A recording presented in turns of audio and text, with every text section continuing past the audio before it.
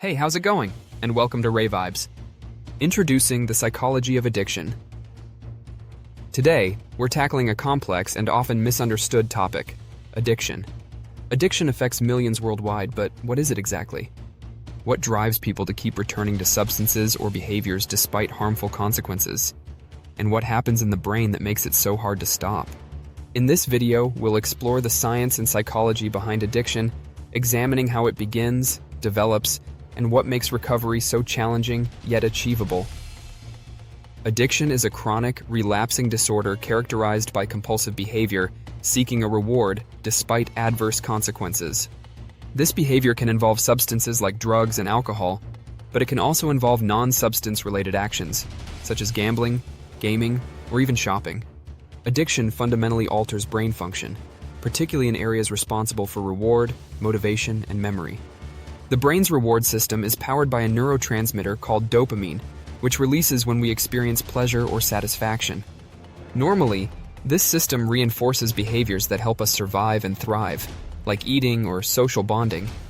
In cases of addiction, however, substances or activities hijack this system, causing massive dopamine releases and leading individuals to seek that feeling repeatedly.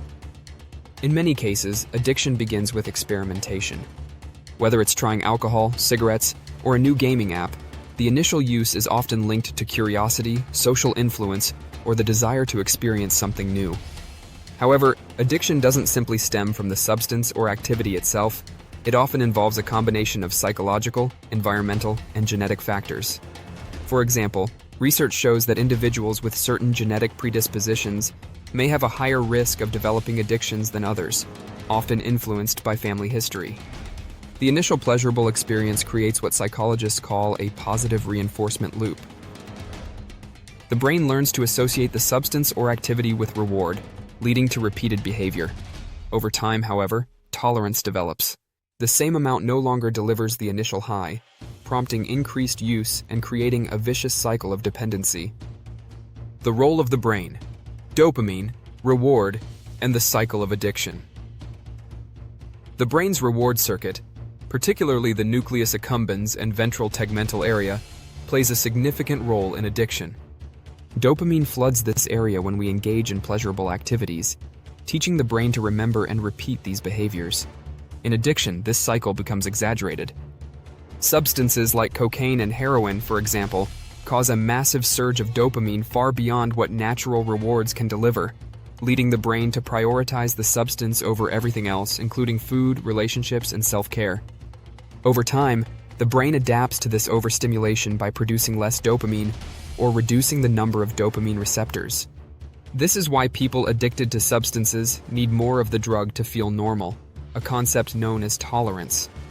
Furthermore, without the drug, individuals often experience intense cravings and withdrawal symptoms, as the brain struggles to regain equilibrium without its usual chemical input. Psychological factors and the cycle of dependence. Beyond biology, several psychological factors make addiction complex.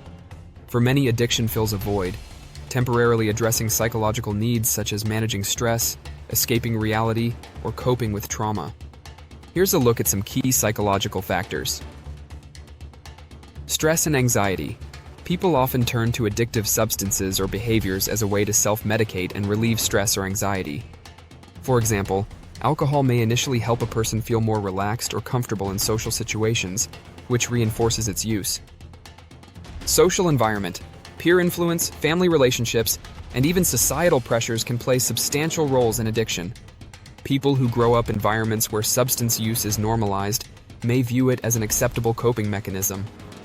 Trauma and mental health.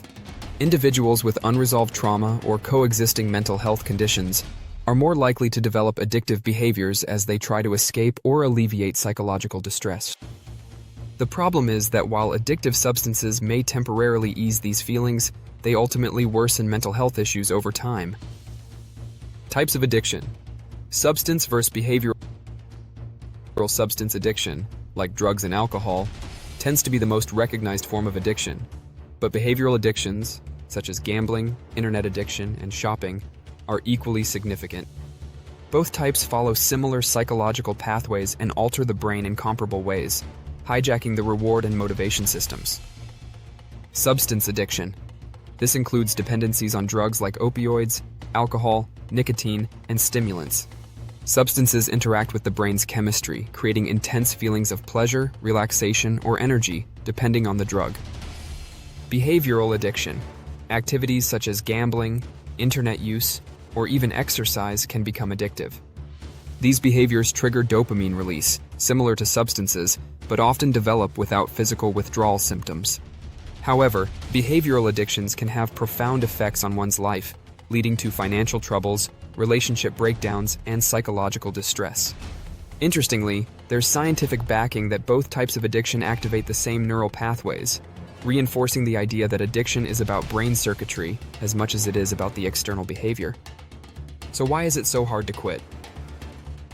One of the most challenging aspects of addiction is overcoming it. But why is it so difficult? Here are a few scientific explanations. The brain's plasticity. Addiction literally rewires the brain, making it exceptionally hard to break established patterns. Neuroplasticity, the brain's ability to reorganize itself, means that habitual behaviors create deeply ingrained neural pathways. Withdrawal symptoms.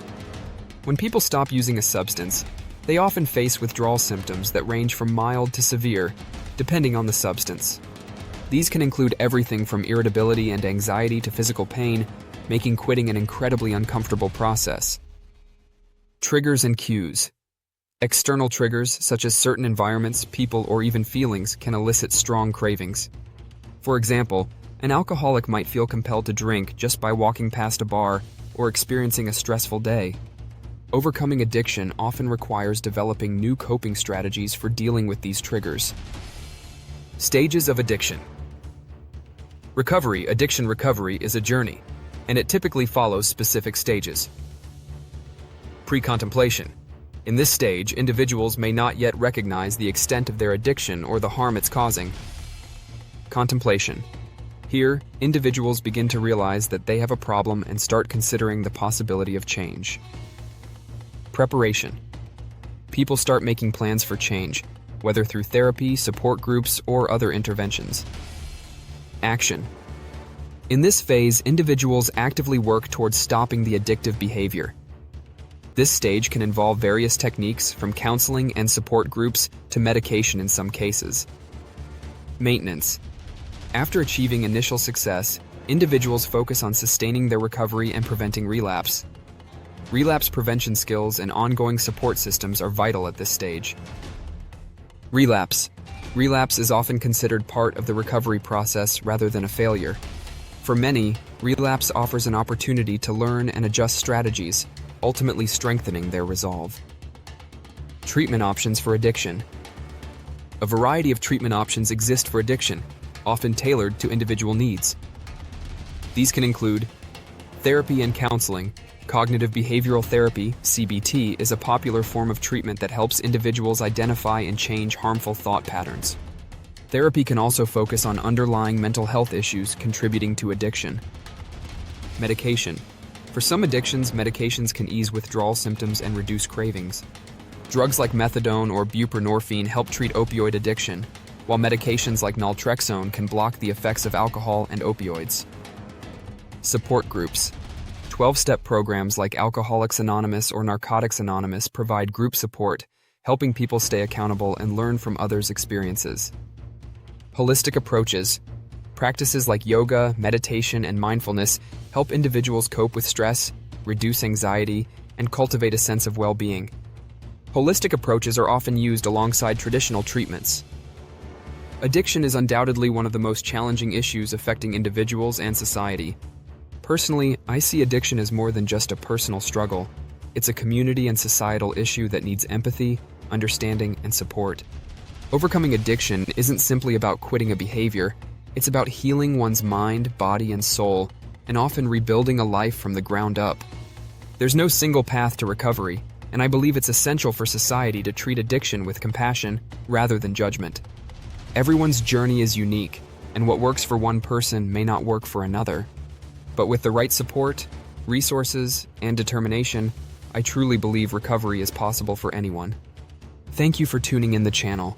where we explore the depths of human behavior, health, and the mind. If you found today's video insightful, don't forget to like, subscribe, and hit the bell so you won't miss our next dive into another fascinating subject. Remember, no one should have to face addiction alone. Spread awareness, offer compassion, and let's support one another on this journey. Until next time, keep those vibes positive and take care. And as always, see ya.